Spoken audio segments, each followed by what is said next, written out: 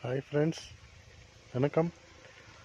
இன்றைக்கி எங்கள் சிஎஸ்கே ஃபார்மில் ஸ்டார் ஃப்ரூட் நல்லா ஃப்ளவரிங்காக இருக்குது.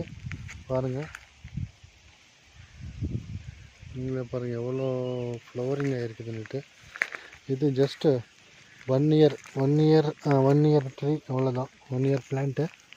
இங்கே பாருங்கள் எவ்வளோ ஃப்ரூட்ஸ் விட்டு இருக்குது, எவ்வளோ ஃப்ளவரிங் ஆகிருக்குது.